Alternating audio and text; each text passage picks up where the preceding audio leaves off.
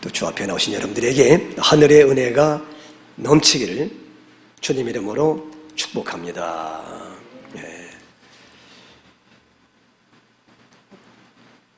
자, 오늘 말씀을 중심으로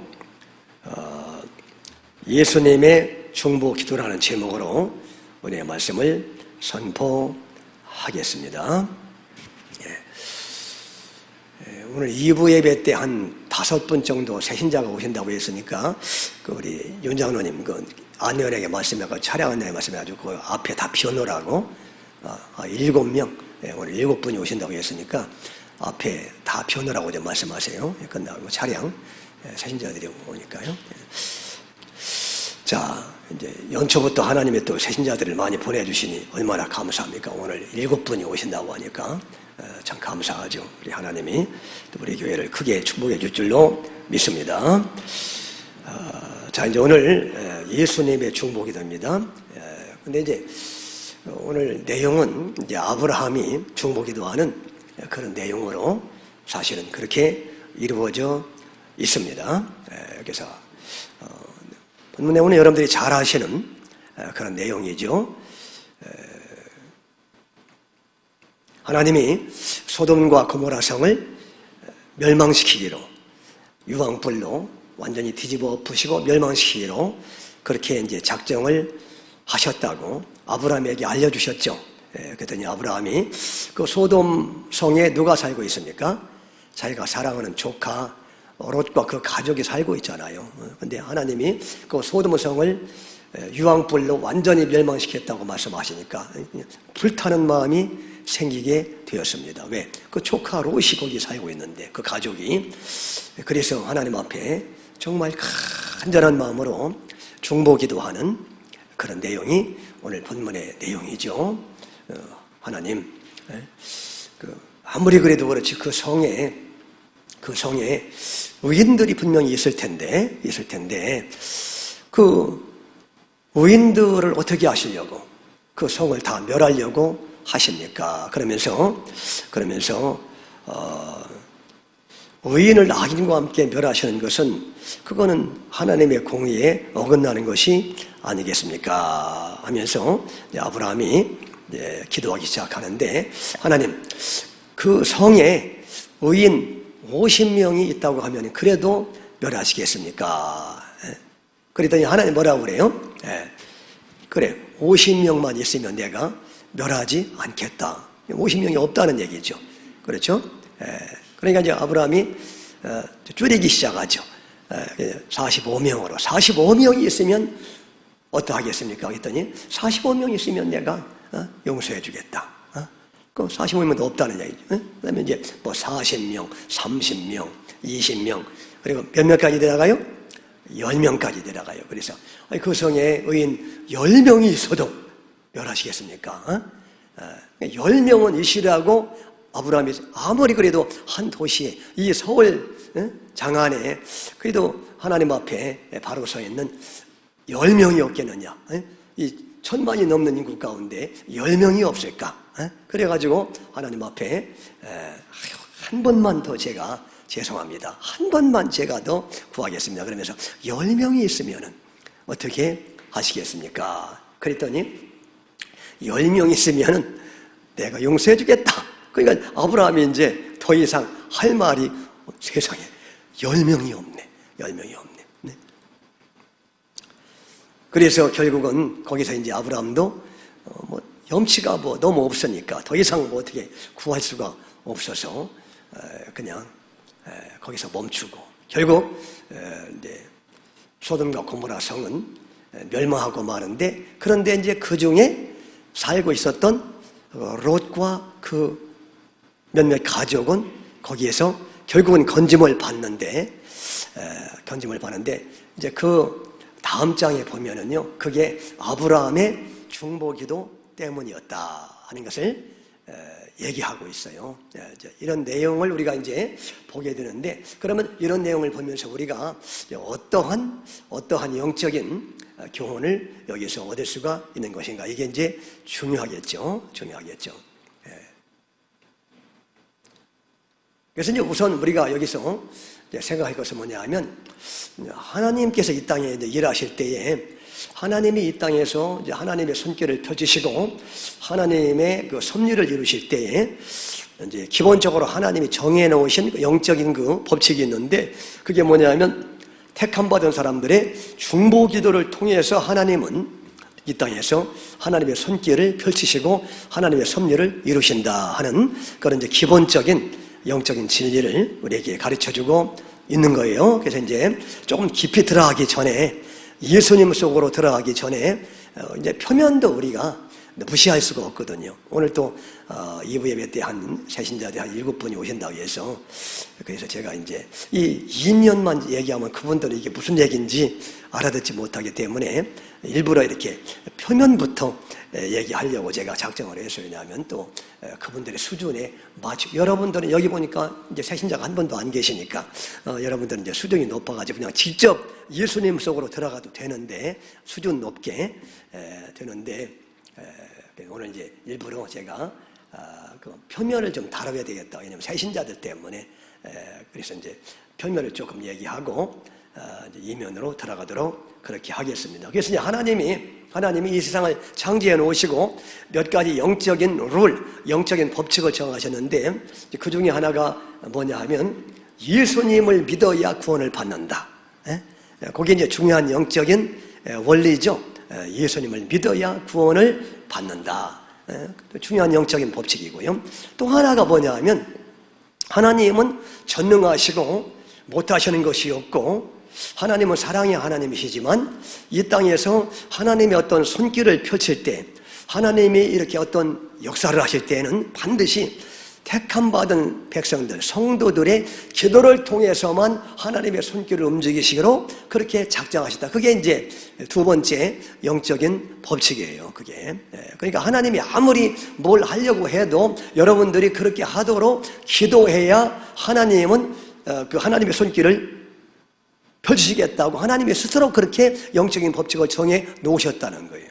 그걸 깨뜨리지 않으시겠다는 겁니다. 하나님이 못해서 그런 게 아니라 하나님이 그렇게 법칙을 정해 놓으신 거예요. 그만큼 하나님은 여러분들의 기도를 들으시기를 좋아하시고 결국 기도를 통해서 여러분과 교제하는 것을 기뻐하시기 때문에 그런 것이고 또 그만큼 여러분들의 위상을 높여줘가지고 나 혼자 이 땅에서 일할 수 있지만 전능하시니까 그렇지만 내가 너희들과 함께 이 땅에서 함께 일하기를 원하고 너희들을 내 동역자로 삼기를 원하신다라고 하는 그런 또 하나님의 놀라운 사랑의 표현이다.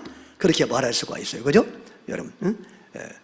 티끌 같은 우리가 말이에요. 오늘 아브라함이 티끌과 같은 나라도 그러잖아요. 우리는 정말 티끌만도 못한 존재들이 티끌에 불과해요. 왜냐면 하나님이 우리를 티끌에서 창조했다. 그죠?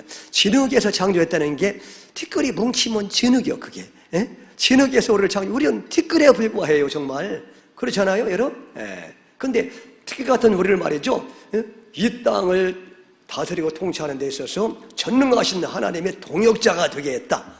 이건 어마어마한 특권이고 높여주심이고 축복이잖아요. 그죠? 근데 이제 뭘 통해서 하나님이 우리를 동역하시느냐? 여러 가지 방법이 있지만 그 중에 하나는 우리가 하나님 앞에 드리는 중보 기도를 통해서 다른 사람들을 위해서 나라 민족을 위해서 교회를 위해서 기도하는 그 중보 기도를 통해서 하나님의 손길을 움직이기로 하나님의 응답의 역사를 나타내기로 하나님이 그렇게 정하셨다는 것. 그게 또 놀라운 하나님의 사랑이고 은혜이고 또 우리 피조물들에게 또 티끌만도 못한 티끌에 불과한 우리에게 주신 놀라운 특권인 줄로 믿습니다. 얼마나 감사해요. 그죠? 여러분. 그래서 에스겔서 36장 37절 말씀을 보시겠습니다. 에스겔서 36장 37절 읽습니다. 주 여호와께서 이같이 말씀하셨느니라. 그래도 이스라엘 족속이 이같이 자기들에게 이루어 주기를 내게 구하여야 할지라. 내가 그들의 수요를 양떼같이 많아지게 하되. 그랬죠. 그래도 이스라엘 백성들이 이렇게 자기들에게 이루어 주기를 내게 구하여야 할지라. 그래도는 뭐예요? 바로 전절에 보니까 하나님이 황폐한 이스라엘 수도인 예루살렘 성을 다시 회복시켜 주시겠다고 하나님이 약속을 했어요. 예루살렘 성이 죄를 지어서 망했잖아요. 바벨론이 쳐들어와서 아주 다 쑥대밭이 됐잖아요. 근데 하나님이 그 황폐된 예루살렘 성을 다시 회복시켜 주시겠다는 거예요. 하나님 그걸 약속하고 있어요. 바로 전절에서. 근데 하나님이 예루살렘 성을 다시 회복시켜 주겠다고 약속했으면 가만히 있어도 될까요, 안 될까요? 원래는 되죠. 왜냐하면 하나님이 전능하시니까 되는데 하나님은 어떤 일을 할 때에 반드시 택함 받은 백성들의 기도를 통해서 일하기로 작정을 했기 때문에, 그래서 그래도는 뭐예요? 내가 약속을 했어도, 내가 작정을 했어도 그래도 너희가 그렇게 이루어주기를 내게 구하여야, 기도해야 내가 이루어준다. 아시겠죠? 그러니까 그게 이제 영적인 법칙이라는 거예요. 하나님이 우리 교회를 오래 크게 부흥시켜 주시기로 작정하신 줄로 믿습니다. 근데 그래도 너희가 뭐 해야 된다? 그렇죠. 그러니까 여러분 기도를 열심히 하셔야 돼요. 그래서 그래도 기도해야 돼요. 가만히 있다고 되는 게 아니라 그게 하나님이 정해놓으신 법칙이기 때문에. 아멘. 저는 이제 이 중보기도의 어떤 그 원리를 언제 제가 깊이 깨달았냐면은 저희 할아버님이 돌아가실 때, 그때 제가 이 말씀을 아주 더 실감나게 개인적으로 제가 깨달았어요. 제가 이제 그 전에 간증을 한 적이 있는데, 뭐 제가 우리 가정에서 처음으로 예수님을 믿고 나서 이제 온 가정의 구원을 위해서 이제 날마다 기도했죠. 근데 이제 감사하게도 우리 동생들이 다 주님 앞에 돌아와서 믿게 되고, 세 동생들이, 그 다음에 이제 어머님이 믿게 되시고, 아버님이 조금 힘들게 보였는데 아버님도 결국은 교회 나오시더라고. 그래서 장로님이 되셔가지고 돌아가셨는데, 그리고 이제 할머니도 나오시고. 근데 이제 제일 어렵게 보이는 분이 누구겠어요? 할아버님이셨어요. 할아버님은 옛날 분이시고, 또 그냥 예수 믿는 사람들이 그렇게 싫어하셨어요. 평상시에 그렇게 싫어하셨어요. 뭐 옛날 분들이 되게 그렇잖아요. 유교적인 그런 전통이 있기 때문에 제사 안 지낸다고 특별히 아주 싫어하고, 쌍놈들이라고 얘기하고. 그래서 예수 믿는 사람들을 평상시에 이렇게 싫어하는 말씀을 제가 종종 들은 기억이 있어요. 그러니까 참 이 할아버님이 구원받는 것은 인간적으로는 참 쉽지 않겠다. 그러면서도 기도하면 된다고 하니까 중보기도를 계속해서 했는데 그런데 이제 정말 한참 후에 할아버지가 드디어 교회에 나오시기 시작했어요. 교회에 나오시고. 그래서 이제 예배를 드리시더라고. 참 놀랍더라고. 근데 이제 가끔 제가 이렇게 이제 방학 때 내려가서 이제 구원의 확신을 이렇게 점검을 체크를 해보면은 가끔 엉뚱한 말씀을 하셔. 그래서 구원을 이분이 받으셨나? 이제 그런 이제 의심이 생길 정도로 가끔 이렇게 좀 생뚱맞은 그런 말씀을 하실 때가 있잖아요, 여러분. 그래서 제가 이분이 정말 교회는 나오시는데, 교회 나오는 것만 해도 서로서는 참 대단한 그 사건인데, 근데 과연 구원을 받았을까? 이제 거기에 대해서는 저도 항상 의문이 있었고 그랬는데, 그래서 이제 그러다가 제가 이제 유학을 가게 됐어요. 유학을 간다는 얘기는 이제 가족을 떠난다는 얘기니까, 유학 갔다가 이제 6년 반 만에 돌아왔으니까 중간에 차비가 없어가지고 비행기 비용값이 아까우니까 한 번도 못 왔어요. 그때 이제 우리 아버님, 그때 이제 회갑 아버님 육순 잔치도 있었는데 그때 못 갔어요, 제가. 왜냐면 뭐 왔다 갔다 비행기 값하고 또 이제 부조도 해야 되고, 그래서 이제 그냥 그때 300만 원인가 400만 원인가 그냥 붙여드리고, 이거 가지고 잔치하시라고 그렇게 붙여드리고, 저희들은 죄송합니다. 못 갑니다 하고 이제 말았습니다. 그런데 그러니까 이제 한 6년 반 동안 이제 있을 동안에 할아버지 할머님이 돌아가실 가능성이 많은데 그 이제 염려가 되는 거죠. 특별히 할아버님의 믿음에 대해서. 근데 이제 제가 유학 가기 전에 또 문제는 뭐냐면, 이제 학교로부터 이제 입학 허가서는 받았는데 이제 대사관에서 비자를 잘 안 내줬어요, 그때. 특히 목사님들은 아주 블랙리스트에 올라가가지고 비자를 안 내줄 때예요, 그때가. 그래서 왜냐하면 목사님들이 이제 미국 유학 갈 때 가셔가지고 안 돌아오시는 거야. 거기 이제 미국이 좋다고 이제 눌러 앉으셔가지고. 그러니까 뭐 한두 사람이 아니니까 아예 그냥 목사님들은 이제 이렇게 말하자면 안 돌아온다 해가지고 이제 비자를 안 줘가지고 제 주위에 있는 친구들도 자꾸 이렇게 비자 인터뷰에서 거절을 당하고 그러더라고요. 그래서 이제 뭐 해야 됩니까? 그럴 때는 기도해야지.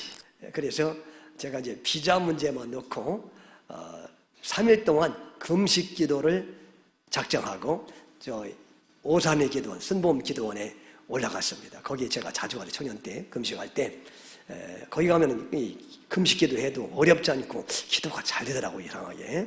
그래서 거기 자주 왔는데 거기 가서 3일 동안 금식하는데 다른 기도 안 했어요. 다른 기도 아니고 그냥 입만 열면 하나님 비자 주십시오. 입만 열면 하나님 아버지 비자를 주세요. 그냥 비자 주세요. 뭐 그 문제 놓고 기도하려고 왔으니까 그냥 그 기도만 해서 하나님 비자 달라고 계속해서 그냥 그 기도만 했는데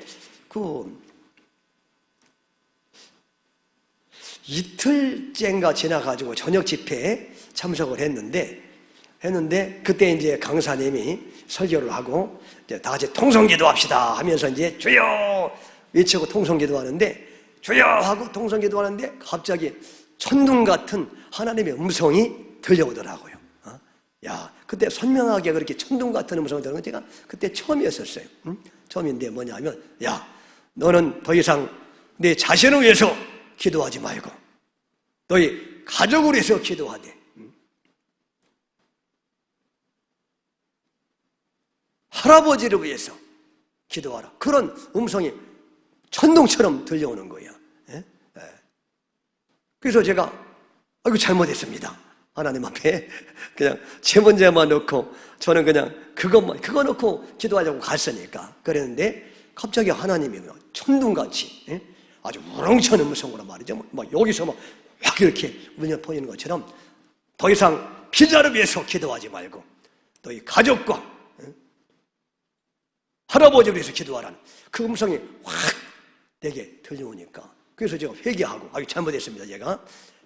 그러고 그래서 이제 그날 밤에 예배 끝나고 또 기도 굴에 올라가서 가족을 위해서 간절히 특별히 가족 구원을 위해서 기도하고 할아버지를 위해서 특별히 그날 밤에 간절히 기도했어요. 꼭 왜냐면 제가 봐도 이게 구원에 어떤 확신이 없는 것 같으니까 꼭 이렇게 정말 진정으로 죄를 깨닫고 회개하시고 예수님을 영접해서 거듭나고 천국에 가게 해달라고 그날 밤에 얼마나 기도했겠어요. 그 큰 음성을 들었으니 말이죠. 그런데 그러고 이제 좀 늦게 뭐 1시경인가 이제 숙소에 와가지고 잠을 자는데 이제 새벽기도 나가야 되는데 제가 이제 늦게까지 기도해가지고 피곤해가지고 새벽기도를 못 나갔어요. 그날 제가 새벽기도 꼭 나가는 사람인데. 근데 그 아침 한 6시가 됐을 때 새벽기도 끝날 때 됐을 때 그때 마침 이제 거기 갔는데 제가 그때 신천교회 본목사로 있었잖아요. 그 신천교회 박정화 집사님이라고 그 네 분이 거기 기도하러 와서 제가 만났어요. 거기서 반갑게. 그분들도 뭔 문제 때문에 기도하러 왔다고. 근데 박정화 집사님이 제 숙소에 아침에 새벽에 갔다 오더니 문을 두드리면서 목사님 그러면서 왜 그러시냐 했더니 오늘 광고가 이렇게 예배 시간에 광고가 나오는데 할아버님이 어젯밤에 돌아가셨다고 빨리 오시라고 하는 그 광고가 새벽기도 시간에 나왔다는 거예요. 그래서 제가 왔다고 그러시더라고. 그래서 제가 이제 급하게 내려가서 언제 돌아가셨나 했더니 제가 기도 글 속에서 우리 할아버지 꼭 구원받게 해달라고 그렇게 간절히 하나님의 음성 듣고 기도하는데 그 시간에 할아버지가 돌아가신 거야. 그런데 어떻게 돌아가셨습니까? 물어봤더니 아주 경건하게 돌아가셨대. 할아버지가 무릎을 딱 꿇으시더니 주여 제가 평생 죄만 지었습니다. 하나님 앞에. 그러면서 예수님 나의 죄를 예수님의 피로 씻어주시고 저를 천국에 보내달라고 불쌍해달라고 무릎을 딱 꿇으시면서 그렇게 기도하시다가 평안히 돌아가셨다는 거예요. 할렐루야. 그래서 참 놀랍다. 그래서 하나님은 꼭 그렇게 내가 기도하지 않아도 할아버지를 택했으면은 하나님이 알아서 그 할아버지 안에서 회개를 시키면 되고 그렇게 기도를 시키면 될 텐데 꼭 그 금식기도라 올라간 저에게 우리 주님이 그 시간에 천둥 같은 음성으로 그렇게 더 이상 너를 위해서 기도하지 말고 가족을 위해서 기도하라고 그렇게 말씀하시고 특별히 할아버지를 위해서 기도하라고 그렇게 하시더니 제가 간절히 기도하는 그 시간에 나의 기도를 하나님이 들으시고 할아버지로 하여금 진정으로 회개하고 예수님을 의지하게 하셔서 천국에 가게 하시는 그래서 저는 천국에 가셨음을 확신할 수가 있었어요 그때. 하나님이 그렇게 역사를 하시니까 말이죠. 그죠?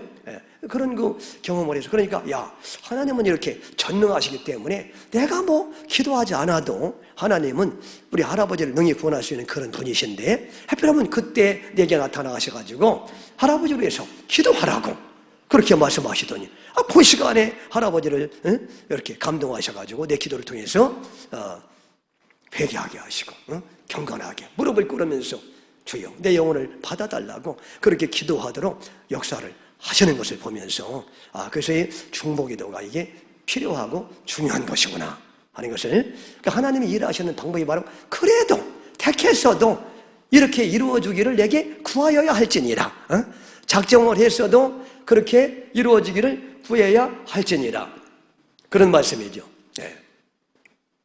그래서 그때 이 말씀을 다시 한번 제가 개인적으로 실감나게 확신하게 되었어요. 비자는 나왔을까 안 나왔을까요? 저는 벌써 하나님이 천둥처럼 말씀하실 때 또 그 순간에도 말이죠. 사람이 참 얼마나 그 순간에도 비자는 이미 끝났구나 그 생각이 들더라고 순간적으로 비자는 이미 끝났구나 그 순간에도 아니나 다를까 이제 금식도 끝나고 이제 비자 인터뷰에 갔는데 5 식구가 갔잖아요. 작은 식구도 아니고. 근데, 영사가, 미국 영사가 딱 보더니, 바로 앞에 어떤 목사님이 거절당했어. 바로 앞에. 그분은 그때 영사가 한 3-4명이 있더라고요. 근데 저쪽에 영사한테 거절당해가지고 아주 얼굴이 시커머가지고, 그렇게. 저도 이제 인간적으로는 근심이 되지만 또 제가 또 받은 은혜가 있어가지고 저는 변화하더라고요. 근데 이제 나는 또 마음이 착한 형사한테 딱 줄을 서게 돼가지고 그래가지고 저를 보자마자 이분이 나를 뭐 언제 봤다는 식으로 딱 보더니 갔다가 돌아올 거죠. 영어로 이제 돌아올 거죠. sure 그랬더니 물으면서 다다다다다닥 물어보지도 않아. 돌아올 거죠. 그럼 온다고 하지 안 온다고 그래? 온다고 그러지. 그게 뭐가 어려워. sure 그랬더니 다다다다다닥 오케이. 군덕하면서 말이죠. 그래서 참 하나님의 역사가 놀랍구나 하는 것을 제가 그때 발견하게 됐어요. 할렐루야. 여러분 그러니까 여러분들이 이렇게 하나님이 전능하시고 하나님이 여러분들을 사랑하셔도 여러분들이 그렇게 하나님 앞에 기도하시기를 바랍니다. 여러분의 간구를 통해서 하나님이 역사를 하시는 줄로 믿습니다. 여기까지는 표면 이제 이면으로 돌아가는 모든 성경은 누구에 대한 말씀이에요? 예수님에 대한 말씀이에요. 그리고 예수님의 역할에 대한 말씀임을 여러분들이 꼭 기억하셔야 될 줄로 믿습니다. 이 보면은 말이죠. 보면은 이제 결국 멸망당할 수밖에 없는 소돔성을 위해서 아브라함이 기도하는 그런 모습이잖아요. 그런데 놀랍게도 조금 전에 말씀드렸듯이 소돔성에 그 많은 사람들이 살고 있었는데 그 의인 10명이 없었다고 말씀하고 있는 거예요. 이게 어떤 의미일까? 이게 다 영적인 의미가 있는 거예요. 소돔성은 말하자면 우리가 살고 있는 이 세상을 상징하는 거예요. 이 세상을. 소돔성은. 근데 이 세상에 하나님 보시기에 의인이 없느냐? 있느냐? 의인이 없다는 거예요. 없다는 거예요. 이 세상에는. 여러분, 에레미야서에 보면은 말이죠. 그 에레미야 한번 올라갔나요? 에레미야 한번 있으면 띄워주시죠. 에레미야 있습니까? 에레미야? 안 올렸어요? 안 올렸구나. 에레미야서에 보면 말이죠. 하나님이 예루살렘 성을 멸망시킬 때에 에레미야가 먼저 말해. 너희가 예루살렘 성을 이곳저곳 구석구석 다니면서 찾아봐라. 그러면서 만약에 의인이 몇 명이라도 있으면 내가 이 성을 멸하지 않겠다고 그랬습니까? 거기서는 그 전에 제가 몇 번 말씀을 드렸는데, 여기서는 의인 10명이 없어서 멸망당했죠. 소돔성이. 근데 예루살렘 성 멸망하기 전에 너희는 부지런히 왕래하면서 찾아보라 했어요. 에레미야에게. 의인 한 명만 있으면 내가 그 성을 멸하지 않겠다고 그랬어요. 결국 예루살렘 성이 망했잖아요. 의인 몇 명이 없어서 망한 거예요. 한 명이 없어서 망한 거예요. 한 명이 없어서. 그러니까 이게 뭐냐 하면 결국 이 세상에는 의인이 있다 없다. 이 세상에는 의인이 없다는 것을 지금 말해주는 거예요. 그게 이 세상에는 의인이 한 사람도 없다는 사실을 말씀하고 있는 것입니다. 그래서 로마서에 보니까 의인은 없나니 뭐라 했어요? 하나도 없다. 그래서 로마서 3장 10절 말씀 봉독합니다. 로마서 3장 10절입니다. 시작. 기록된 바 의인은 없나니 하나도 없으며. 그러니까 소돔 성만 의인이 없는 것이 아니라 예루살렘 성만 의인이 없는 것이 아니라 이 세상 전체가 하나님이 원하시는 그 완벽한 의인은 한 사람도 없다고 로마서에서 그렇게 말씀하고 있는 거예요.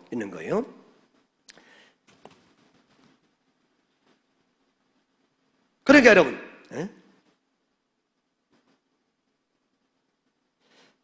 예수님은 그래서 말이죠. 이 땅에 오실 때에 예수님은 의인을 찾으러 오셨어요? 죄인을 찾으러 오셨어요?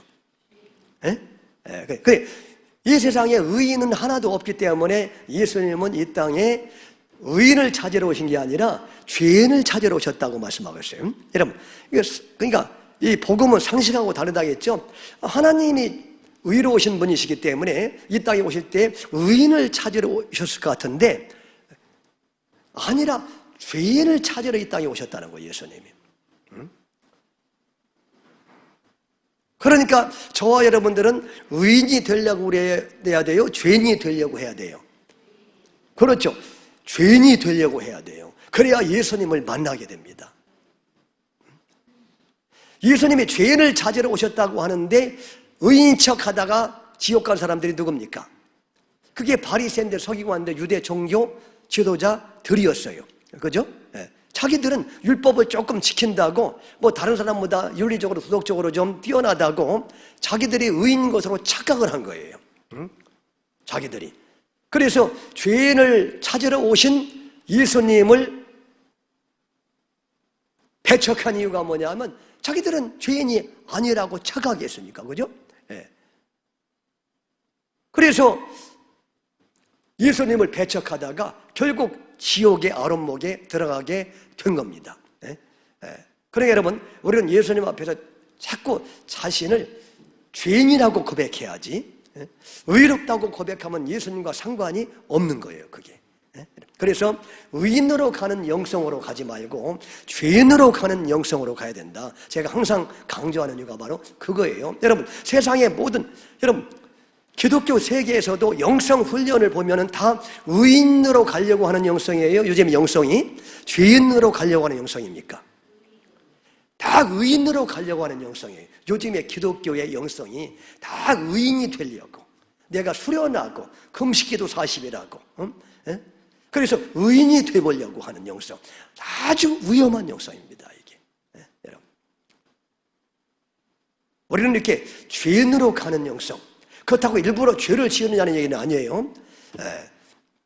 그렇지만 일부러 죄를 짓지 않으려고 해도 우리는 죄를 지켜야 되는 그런 존재예요. 존재 자체가. 아시겠죠?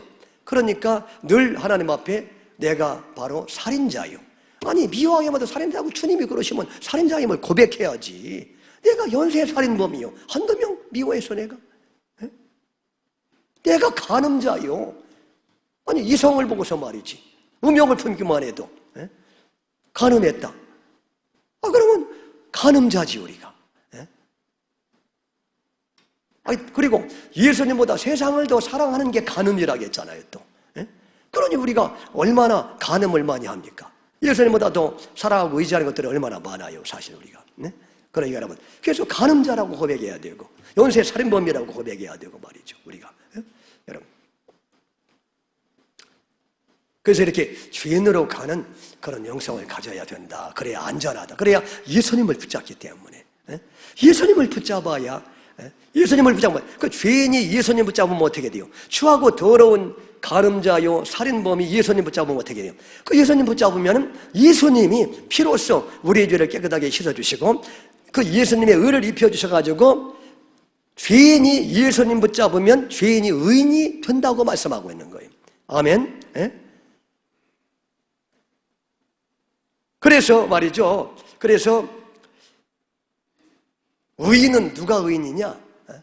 정말 자기가 죄인임을 진정으로 깨닫고 고백하면서 예수님을 꽉 붙잡는 사람을 하나님은 의인으로 보시는 거고, 그런 사람이 많을 때 하나님은 그 성을 용서해 주시는 것이고 그 성에 복을 주시는 것이고, 그런 사람이 많을 때 그 나라에 하나님의 복을 주시는 것이고, 교인 중에서도 그렇게 예수님을 붙잡고 사랑하는 사람들이 많은 교회를 하나님이 진정으로 축복해 주시는 거예요. 아멘. 그런 원리를 우리가 잘 알아야 돼요. 근데 반대로 예수 제쳐놓고 자꾸 자기의 의를 내세우려고 그런 쪽으로 가는 그런 나라와 그런 성읍과 그런 교회는 하나님이 진노하신다 하는 사실을 다시 한번 오늘 말씀 속에 그런 말씀, 그런 의미가 아주 심오하게 들어가 있는 거예요, 그게. 그래서 로마서 3장 23절에서 27절까지 보겠습니다. 로마서 3장 23절 27절. 모든 사람이 죄를 범하였으며 하나님의 영광에 이르지 못하더니, 그러니까 모든 사람이 죄를 범했기 때문에 다 죄인이라는 거예요. 의인이 없다는 거예요, 하나도. 그죠? 그 다음에 24절. 그리스도 예수 안에 있는 속량으로 말미암아 하나님의 은혜로 값없이 의롭다 하심을 얻은 자 되었느니라. 근데 예수님 안에 있는 속량, 속량은 값을 주고 사는 것을 말해요. 예수님의 생명값을 지불하고 우리를 샀다는 거예요. 예수님의 피값을 지불하고. 그게 속량입니다. 예수 안에 있는 속량으로 말미암아 하나님의 은혜로 값없이 우리가 의롭다고 받았다. 우리가 죄님을 고백하고 예수님 꽉 붙잡으면 예수님의 피로 씻어주시고 예수님의 의를 입혀주셔서 우리가 값없이, 우리가 한 일도 없는데 예수님의 공로로 의롭다 하심을 얻은 자 되었느니라. 할렐루야. 그래서 여러분, 예수님을 꽉 붙잡는 사람은 하나님 보실 때는 더 이상 죄인으로 보지 않고 의인으로 보신다는 거예요. 예수님을 붙잡을 때. 아멘. 예수. 그러면서 25절에 보세요. 이 예수를 하나님이 그의 피로서 믿음으로 말미암은 화목 제물로 세우셨으니 이는 하나님께서 길이 참으시는 중에 전에 지은 죄를 간구하심으로 자기 의로우심을 나타내려 하려 하심이니. 36절 26절. 곧 이때에 자기의 의로우심을 나타내서 자기도 의로우시며 또한 예수 믿는 자를 의롭다 하려 하심이니라. 왜 하나님이 의로우시냐? 여러분, 죄를 지으면 반드시 심판하셔야 되는데 그 심판을 하셨는데 예수님에게 하셨단 말이에요. 우리 대신 예수님에게. 그러니까 하나님이 여전히 공의로우시고 하나님은 의로우시다, 그런 얘기예요. 아멘. 만약에 우리가 죄를 지었는데도 무조건 죄를 지었는데도 너는 내가 택했기 때문에 너는 의롭다, 그러면 그게 말이 안 되잖아. 죄를 지었는데도 죄에 대한 어떤 공의를 나타내지 않고 형벌을 주지 않고 무조건 의롭다고 하면 그게 하나님이 불의하시지, 그게 의로우시냐고. 그런데 우리가 죄를 지어서 죄값을 받아야 되는데 죄값을 자기 아들에게 대신 치르게 하셔서 아들이 비참하게 십자가에서 찢기시고 피를 흘려주셨잖아요. 그래서 아들에게 그 죄값이 넘어간 거야. 그러니까 하나님은 여전히 의로우신 거야. 그러니까 하나님의 공의는 여전히 나타나고 있는 거예요. 그죠?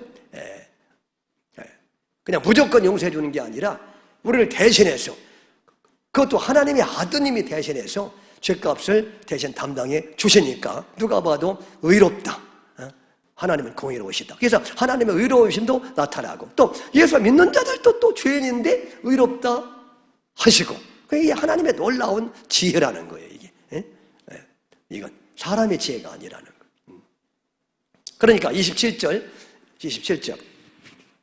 그런즉 자랑할 때가 어디 있느냐? 있을 수가 없느니라. 무슨 법으로나 행위로나 아니라 오직 믿음의 법으로니라. 그러니까 우리가 이렇게 예수님을 믿어서 의롭다함을 받고 복을 받으며 사는 것이, 우리가 뭘 자랑할 것이 있느냐? 우리가 짓부리나 우리는 항상 죄를 범하는 존재들이고 항상 살인하고 간음하고 그 짓 하다가 오늘 또 와가지고 하나님 앞에 예배, 기분 나빠요? 할렐루야. 거짓했다고? 예? 거짓했지. 예, 여러분.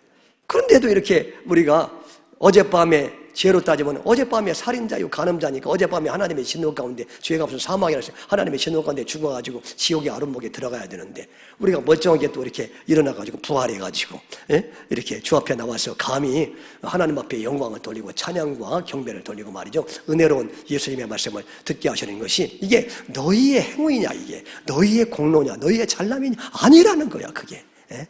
전적으로 예수님의 은혜지. 예수님의 은혜지. 아멘. 예? 예. 그래, 여러분. 그러니까, 여러분, 소돔성에 의인 10명이 없었다는 얘기는, 그리고 또, 어디에? 예루살렘 성에 의인 1명이 없어서 멸망되었다는 얘기는 이 세상에 원래 하나님 보실 때 의인은 한 사람도 없다. 그 정도로 모든 인생들은 저 여러분을 포함해서 다 이렇게 심각하게 타락해서 그렇게 멸망받아 마땅한 존재들이고 멸망받아 마땅한 도시이고 멸망받아 마땅한 나라다 하는 것을 기본적으로 우리에게 지금 말씀하고 있는 거예요. 할렐루야. 예? 여러분, 그러니까 롯도 따지고 보면 얼마나 이게 못된 사람이에요. 예? 아브라함에게 그렇게 은혜를 받았는데 이제 땅을 택하라고 하니까 홀딱 그냥 자기가 그 아주 눈에 보이는 그 좋은 땅을 홀딱, 그게 인간적으로 그게 윤리적으로도 그게 말이 되느냐, 그렇게 하면 안 되죠. 욕심에 가득 차가지고 말이죠. 삼촌을 배반하고 그렇게 자기에게 먹여주고 입혀주고 말이죠. 그렇게 재산을 준 삼촌을 배반하고 자기만 살겠다고 그 좋은 땅을 택해서 가는데 그 땅이 또 해펴면 또 소돔 땅이에요. 소돔 땅 아니나 다를까. 거기서도 또 그냥 아주 온갖 그냥 추하고 더러운 그런 딸들하고도 동침하잖아요. 거기서 이렇게 추하고 더러운 그런 존재가 롯인데 그러니까 롯도 사실은 소돔과 고모라 성이 멸망받을 때 함께 멸망받아 마땅한 존재였다는 거예요. 그게. 그런데 이제 결국 그 다음 장에 보니까 하나님이 멸망하시는 가운데 결국 롯이 구원을 받잖아요. 그죠? 몇몇 가족과 함께. 예? 그러면 그 못된 롯이 같이 멸망당했는데 어떻게 구원받았느냐? 놀랍게도 성경은 그게 아브라함 때문에 구원을 받았다고 그렇게 말하고 있어요. 아브라함 때문에. 그게 이제 몇 절에 나오느냐 하면은 거기에 이제 중요한 말씀인데 보시면은 창세기 19장 29절, 창세기 19장 29절 보겠습니다. 창세기 19장 29절 시작.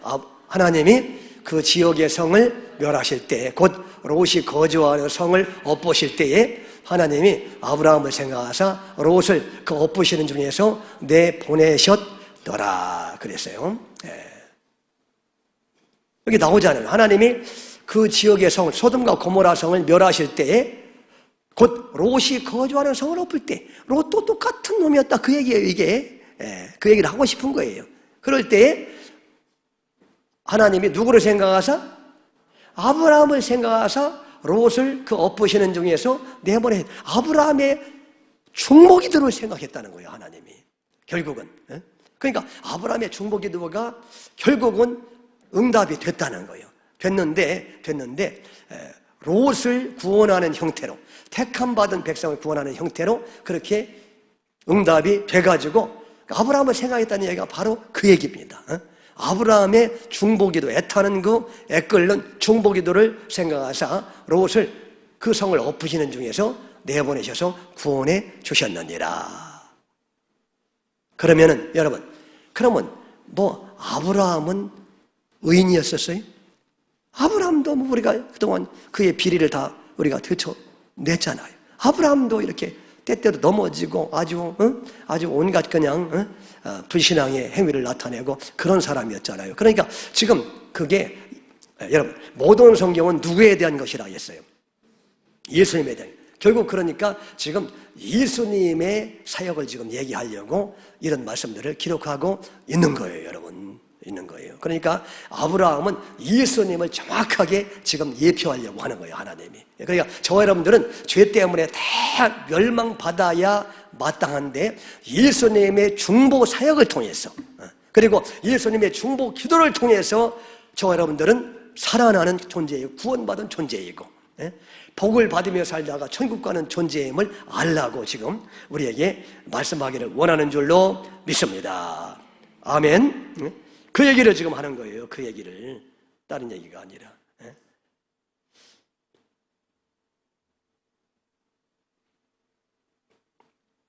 그래서 로마서 8장 33절에 35절까지 보면 이런 말씀이 있어요. 로마서 8장 33절 35절 보면은 말이죠.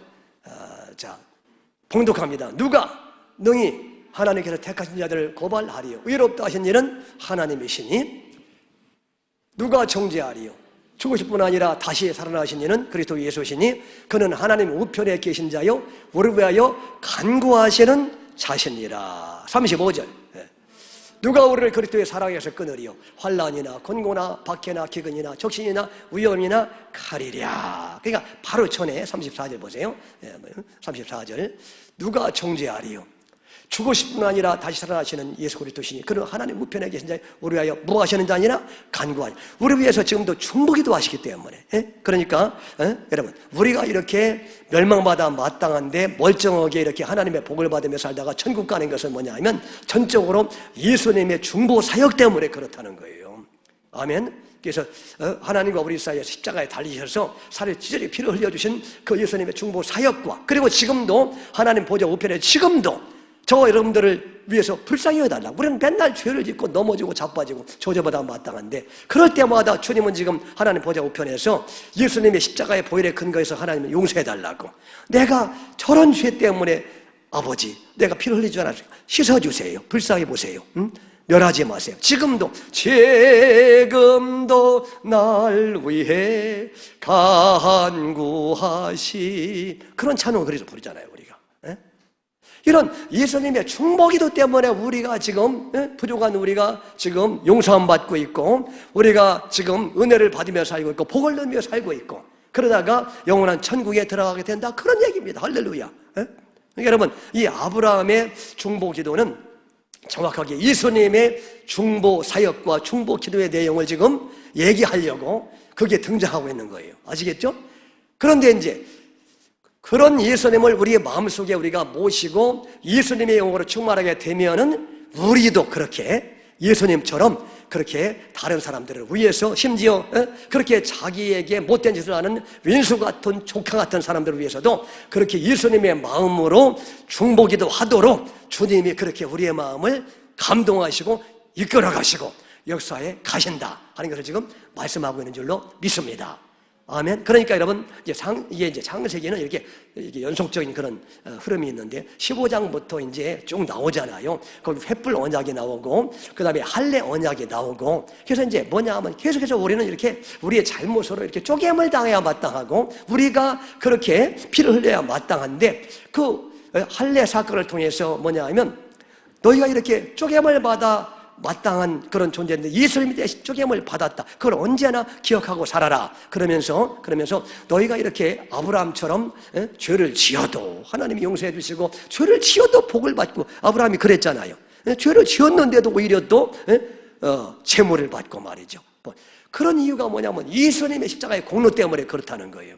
그런데 예수님의 그런 십자가의 공로를 굳게 붙잡고 오늘 또 마음의 할례를 받아서 예수님을 사랑하는 사람들은 오늘 또 이제 두 가지 형태로 그렇게 열매가 나타나는데 하나는 뭐냐면 지난주에 살펴본 그 나그네를 대접하는 그죠? 나그네를 대접하는 그런 모습으로 나타나고 왜 나그네를 대접해요? 나그네 대접을 하면 말이지 돈이 많이 들어요. 아니 소를 잡았다고 그랬어. 여러분